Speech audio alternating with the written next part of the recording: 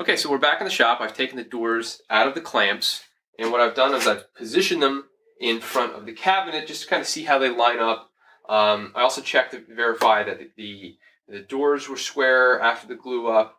Everything looks good. Their size pretty close to what we want. Just to give you a sense of what this is going to look like. Those are the two doors. There's the drawer front. Okay. So at this point, we kind of want to assess what we have left to do, and if there's any tweaks we need to make. So one thing you'll notice is there's a bit of a gap up here, and then it's very tight down here. If you can't see that from the screen, then I'll just describe it for you. So a big gap here, smaller gap here. By big gap, I mean about an 1/8 of an inch. Probably the amount of gap we'd want when this was done anyway. We would just like that gap to be consistent. So it's open up here, tight down here. It's also tight down here, flush with the box down here, sticks out about 1/8 of an inch up here. And this one's about 1/8 of an inch the whole way over the side of the box. All right, so let me take this off. This drawer front first is flush here, slightly low on this end. It kind of has a little bit of play in it. Actually, so we want this actually with that play up, so it's flush here and flush here. The length I'm not worried about, feels good. So it looks like this door isn't sitting against the case exactly the way we want it to. It's very minimal, though it's not too bad. So what we'll do, there's a couple things first. You can re-verify the doors are square. If the doors are not square and they're grossly out of square, then you really just want to redo them.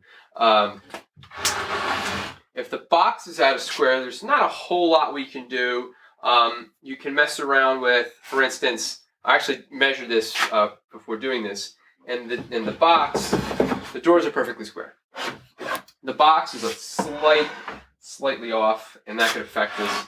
The first thing I did was measured the bottom width, which is 30 inches of what we want, and the top width, and this one is just a hair under 30, so it's like 29 and 15/16. So it's actually a little tighter at the top than the bottom. Not a big deal. If I really wanted to fix that, I could take this brace out and make it a hair longer, and that would pop that out. Sometimes the box, when you put it together, though, will be skewed one way or the other way, and if I measure that for squareness, make sure you guys can see what I'm doing here. If I measure from one corner to the next, I get just about 43. You gotta be careful how you pull this, because if you pull it too tight, it'll actually pull the box out of squareness, which is ridiculous. But it is what it is. This is 42 7/8. And if I measure from this corner to this corner, wow, we are 43 1/4. So we're pretty, that's 40, just over 43 1/8 actually. So it's out of square. The box is a little out of square. It's a little skewed like that. There's a couple ways to fix that. What I'll probably do is fix it when you go to install it. So we have our cleats back here, one here and one here. And what I would do is position it on the floor, push it against the wall, and then you just kind of lean on one side or the other. And it doesn't take much to reset the squareness at all. Just 2 pounds of weight really just moves the front. This is a little more of a challenge on these types of cabinets, from my experience, than face frame cabinets, because when we put the face frame on, this face frame is square, and we're locking it to a square structure. So you kind of correct that from the get-go. With one of these, if the plywood has a little bit of movement into it from laying around or whatever, you just kind of get this little bit of an induced skewness. So we can correct it by putting a clamp from this corner to this corner, like a pipe clamp or something, and tightening it down, and it would actually pull this together, making this side, which is the shorter side now, the shorter diagonal, a little bit longer. The issue becomes there's really not a ton of ways to lock that into squareness unless you throw like a frame on the front of it. So we're just going to live with it because hey, that stuff happens. So what we're going to do is we're going to see how much adjustment we have with our door hinges and our drawer slides. Well, really just our door hinges. And because the door hinges themselves allow you to kind of adjust how the cabinet sits. So you can move it in and out, up and down. Actually, so left and right, up and down, and then in and out a little bit. Most full overlay door hinges will allow you some of those freedoms of motion. And that will, again, assuming that once we install it, it will correct some of that squareness. So we don't want to go nuts trimming these doors to fit on a cabinet that's slightly out of square that we're going to try to correct. And it's not terribly out of square. This is just a fact of life. You know, you build your own cabinet sometimes and you just get things out of square. So ideally, we would attach some kind of piece of wood to the front and you could just make it on square. But it is what it is. So this is just how we're going to deal with it. We're going to put the doors on, get the hinges set up, see how the doors play, adjust the gaps to get them even. And then when we go to install it, if we were to install a cabinet like this, you can just kind of readjust them once it's in. So in the next section now, we're going to go ahead and get our hinges installed, and then we'll move on and do our drawer runners, and maybe come back to adjusting the squareness at a later point. But for now, I just wanted to point that out, because when you go to put these doors together, and you see, you put these doors here in front of the cabinet, and the doors are square, and you did a good job building them, but you still get some things that just don't make sense. Well, that's kind of where you're at, is something is slightly off, and fixing it is something worth doing, just maybe not right at this point. So I hope that makes sense. So as you build your own cabinets, built-ins, and that kind of thing, you're just going to run into this stuff occasionally, and it's best to take a reasoned approach to it, in a smart way that allows you to fix it to the point where it can be fixed, and not just go ahead and trash it and redo it, or it's probably not worth it. There could be a couple of things throwing us off. The table may have some dips, and where I put it on the floor to cure may not have been perfectly square. So you're going to run into those scenarios. I just want you to be aware of them. Okay, so I'm going to demonstrate how to install a hinge for these cabinet doors. And I've went ahead and put the first one on, just kind of to validate the process, and I'll show you what that looks like. It's actually not that difficult. This is the hinge we're going to be using, and obviously there's one already installed. This is from a brand called Liberty, and it is I picked this up at Lowe's. It is a full overlay. It's a hinge for a full overlay door for a frameless cabinet, because that's what we're building. Okay, so you can get these at Lowe's or Home Depot. This particular brand I bought was on clearance for $4 per 2-pack. They also had them for sale individually from a brand called Bloom, which is I guess a higher end brand, and those were $6.26 a piece. Okay, so definitely look on Amazon. I'll have a link for this once we post the show notes, the lesson notes. So we're going to get started, and they actually have a really good installation kit for this with some templates and all that stuff. So I was really happy to see that. Okay, so getting started, the manufacturer doesn't specify where in terms of the height of the cabinet. They just specify how many hinges you'll need in terms of how long they are. So once you started getting into 5 and 6 foot long cabinet doors, you need 3 and 4 hinges and that sort of thing. Anything below 2 or 3 feet, they're fine with just 2 hinges. All right, so I'm going to pull mine in 3 inches from the top, 3 inches from the bottom.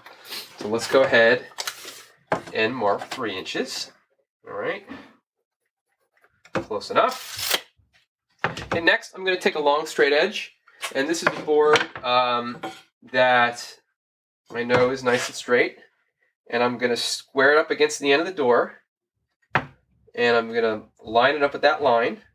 Okay, so I know this hinge creates a gap here, so I got to make sure that this gap is consistent the whole way down.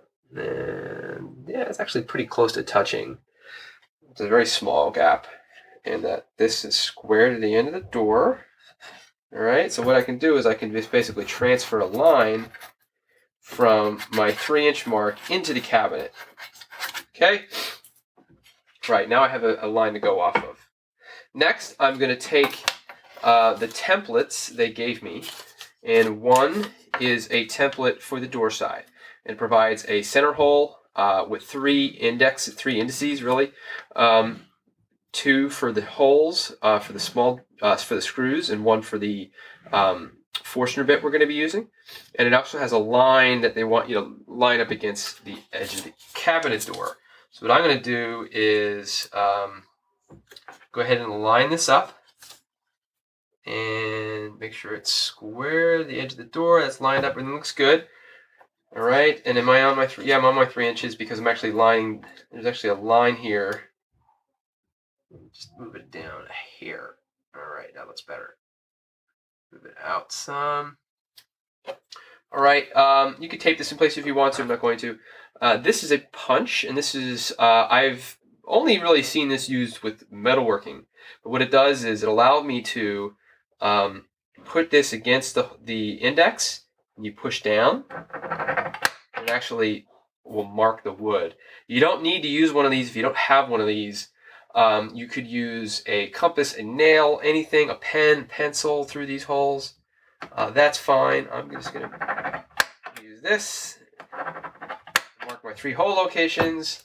So this side's done. I'm going to put my next template in here. And this probably would prefer if I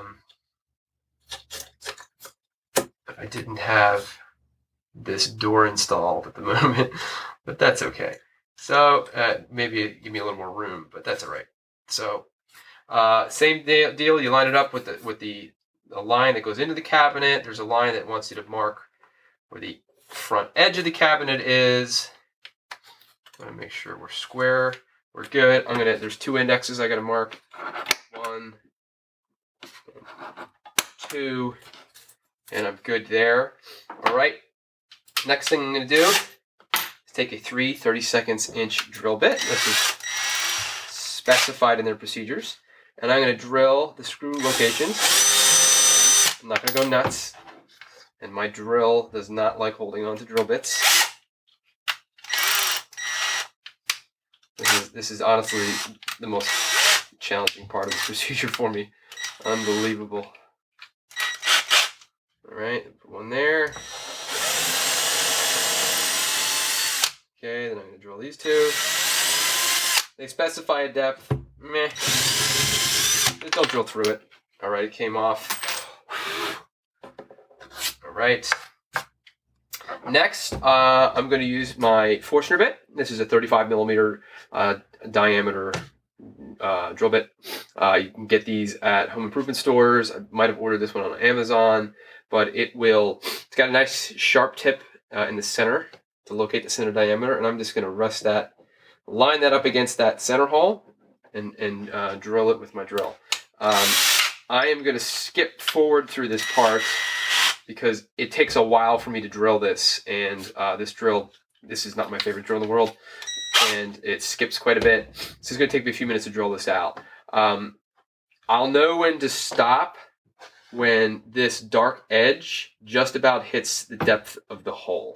And I'll show you what that looks like. So let me take a TV timeout here, start drilling this out, and I'll come back.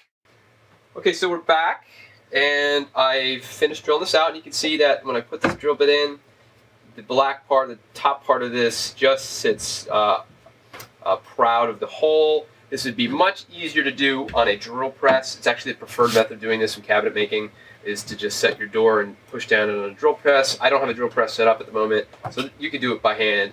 It's just, not ideal. You'll know when you hit bottom, when your hinge sits nice and flush. Sorry, right about there. Okay, and it's not wobbling around too much. If you could push it down with your fingers and hold it flat, like that. Otherwise, it'll crater. It'll move around too much. So this is perfect. All right, so we're gonna go ahead and attach our screws.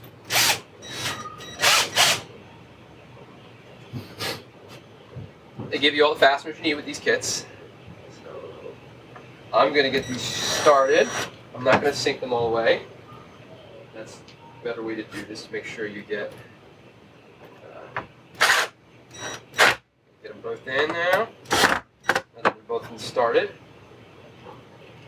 And now the other side, you just crack that down like that, pull it up, and we can line up our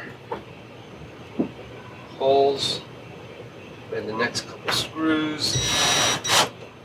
Again, just get both started and then finish it. Okay, so now we got our door installed. Hinges are good to go. So I'm going to flip this over, mess around with it.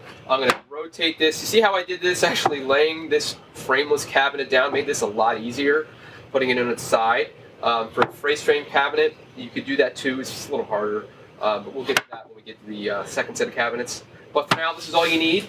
This hinge will adjust up or down. It looks like it adjusts because these up or down by these slotted screws. So you actually loosen them and just move it back and forth. In and out and up and I guess in and out of the cabinet, one of these other ones, and then left and right if you're looking at it the other way from the other screw. Later on, we'll also put some pads on these doors, so when it closes, it doesn't sound god awful and rackety. All right, so that's it for the hinge installation.